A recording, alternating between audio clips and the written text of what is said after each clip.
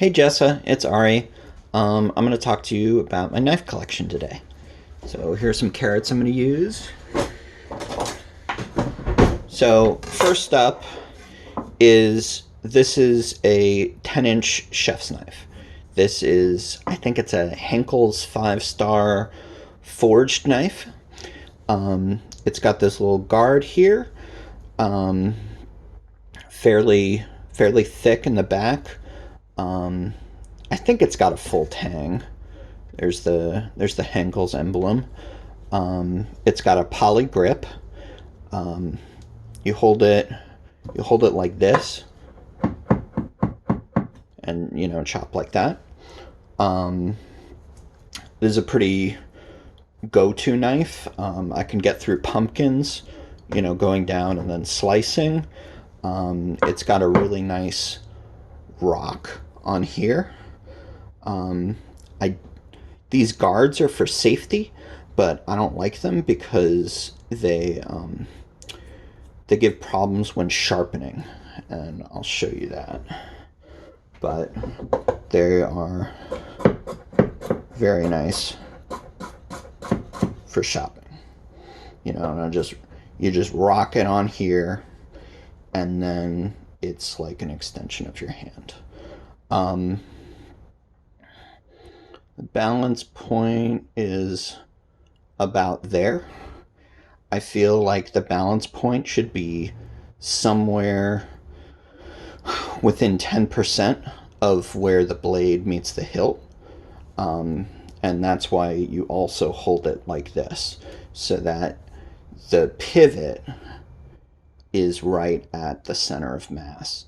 And that makes it, if you're doing it like this, then you have to lift to chop. So you hold it like that, and then it takes the least torque to get a rocking motion. Okay, that's the Henkel's 10-inch.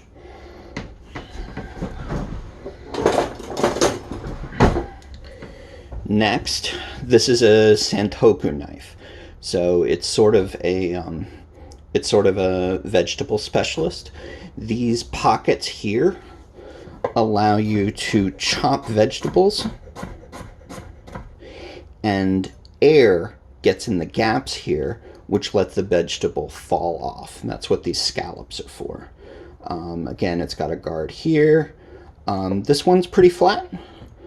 Not a whole lot of angle here. Again, you're going to hold it like that. This one has a hard plastic handle, full tang, and the balance point is, let's see, it's weird because it's right at the hilt. So this one's really nice. There.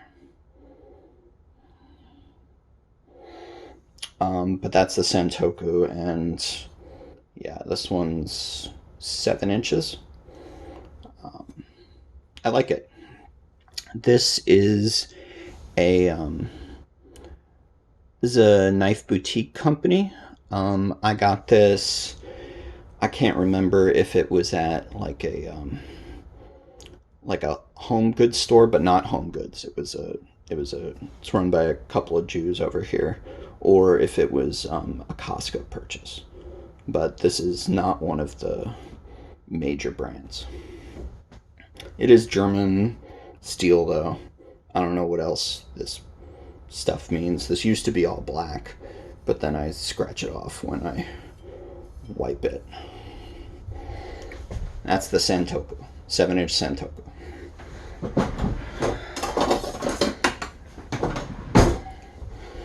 This is probably the crappiest knife I own.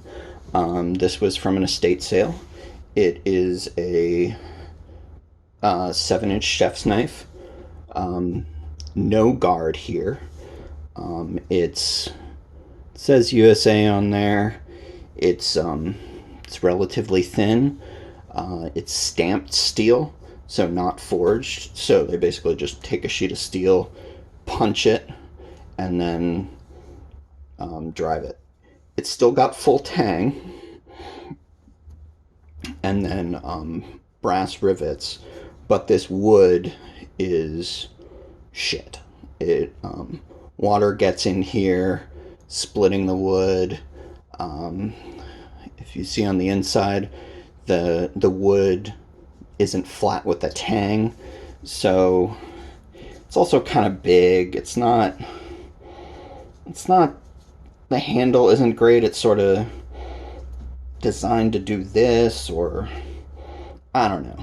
It's I use it. It's got a good rock to it, but um, this is the worst knife I own.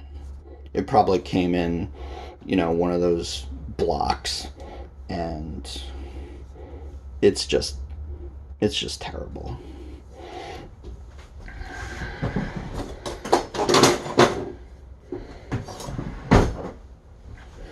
Here we've got a good version of a 7-8 inch chef's knife. This is another boutique brand.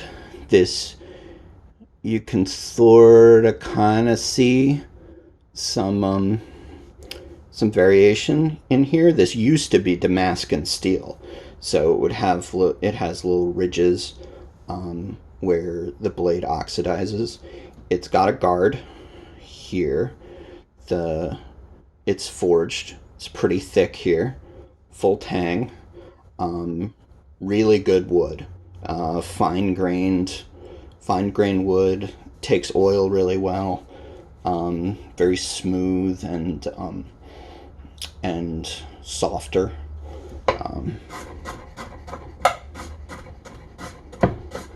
Makes pretty fine shavings. Here you can sort of see the layers, and the Damascus steel oxide has just come off through washing.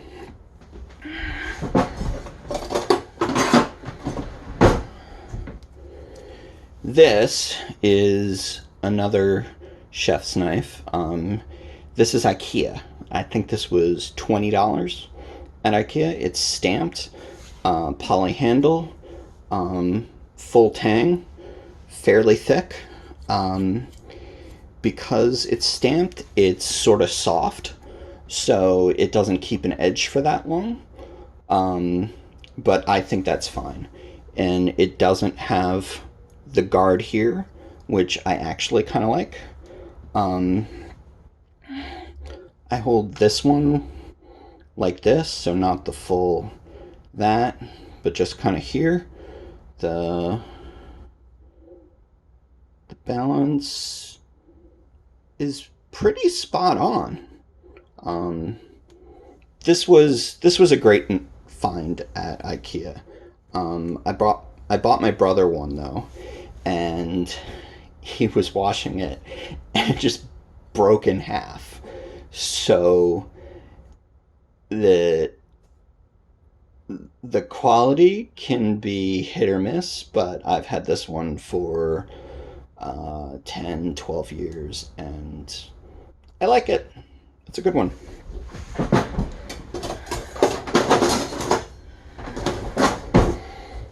Here we have my grandmother's Sabatier.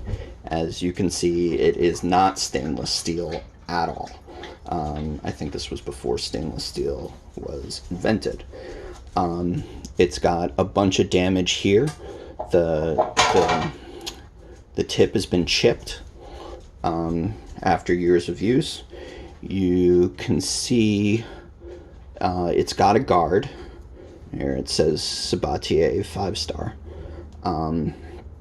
But what happens with the guard, you can sort of see it on this one, but because you can't sharpen down here and your sharpening starts sort of here, you get this kind of curve in the blade. This is a 10-inch chef's knife. Balance is right about there. Hold it like this. has these ridges on it, which I don't find that comfortable. I don't use this thing because it's just too hard to clean. Easy to sharpen though, because it's not stainless steel though.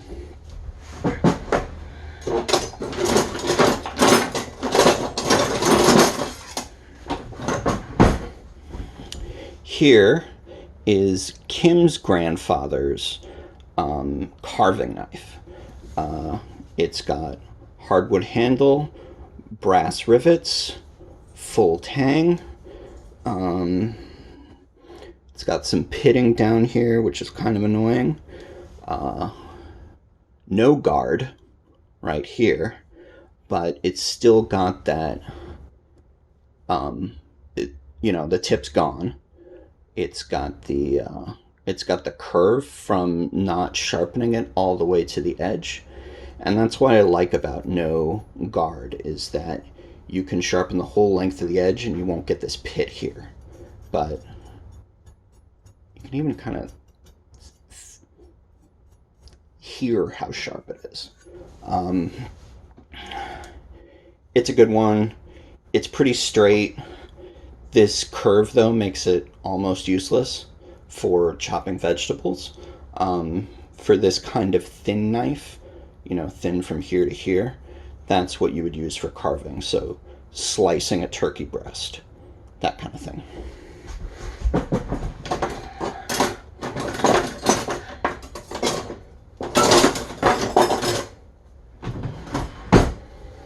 Here is my 10-inch IKEA knife.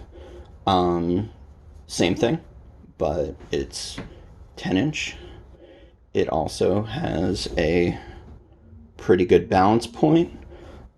This one's a little thinner, full tang, stamped steel, no guard, and then a pretty dramatic rock to it here.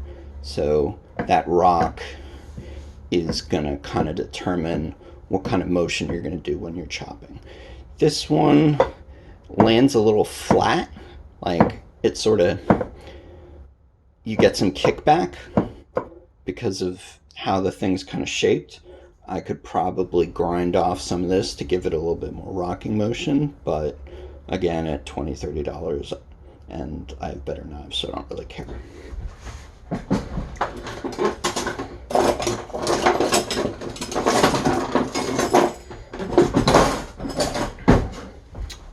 This is a Chinese vegetable cleaver.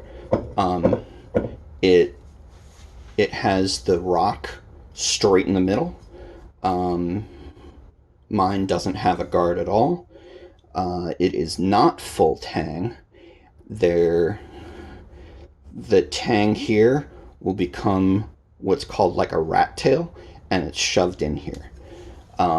Rat tail tangs don't balance the thing very well because there's no weight there. So the balance point's all the way forward, much more than the 10% around here. So this is a very poorly balanced knife. Some people like them because you can just, kind of go up and down. I don't know how to use a Chinese cleaver properly. If you try to go through bone with a cleaver like this, though, you will chip it, crack it, and it's useless. So I hate this thing. It's got a bad balance. It won't go through bone. Why does it even exist?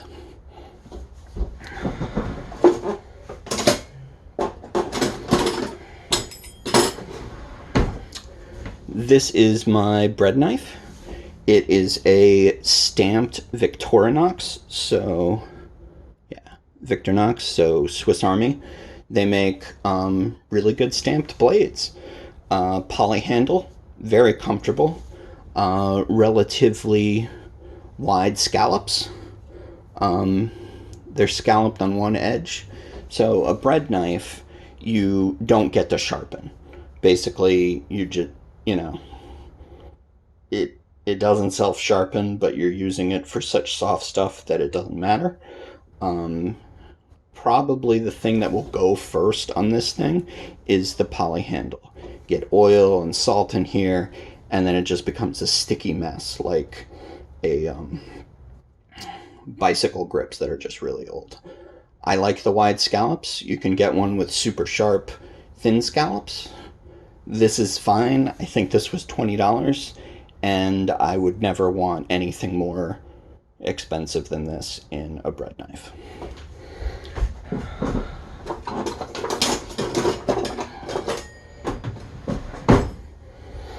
This is another, this is a boning knife that came with that other super shitty one I got in an estate sale. It says 1776 in it, so, you know, it's marketing to Americans that don't know any better. Full tang, super light, boning knives, because they have so little steel here, you know, they're not, this one isn't super balanced, but you're kind of using it to skin fish. I don't eat a lot of fish. That's why I weigh 2 to 3 times as much as you. So I never use this thing. And it's got this weird kind of thing where the blade starts all the way up here. I don't even know how you'd sharpen this, but it's not for chopping. Like, it doesn't even lie flat to the cutting board. You're using it like that.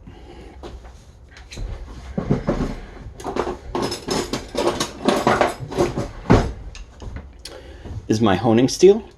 I used to use it. I don't anymore. The idea is that you rub it against it at a 90, let's see, 90, 45, 12 and a half, and you run it against the whole length. This bends the edge of the blade into a straight position. It doesn't sharpen it, it just bends it. So you use this, or the people who use this before every cutting session.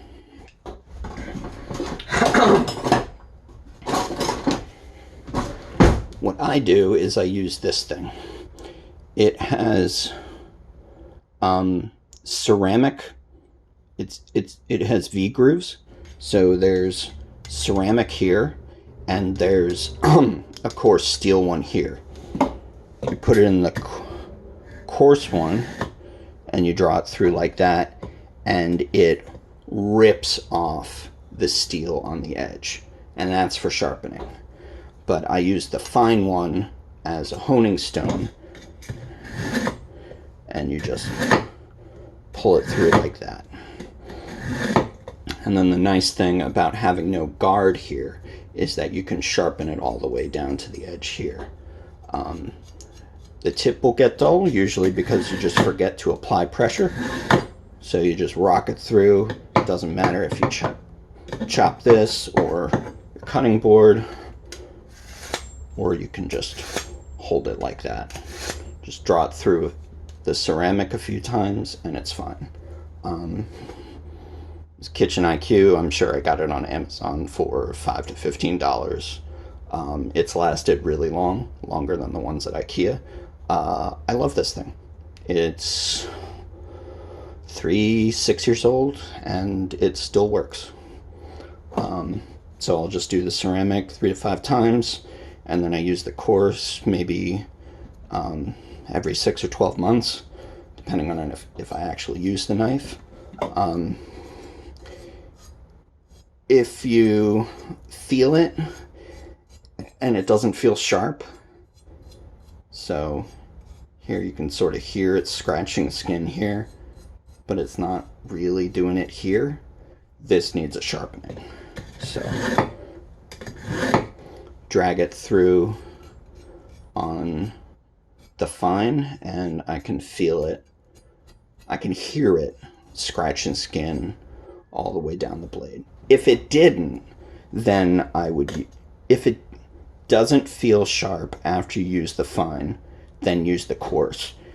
Do it 2 or 3 times, just rip it through. And once it stops ripping through, once you feel that it's not taking off any more steel, then it's done. Put it a few times through the fine, start cutting, you're good for 6 or 12 months. Those are all my knives. And why I like them, things I look for, and it's completely up to you. Love you. Bye.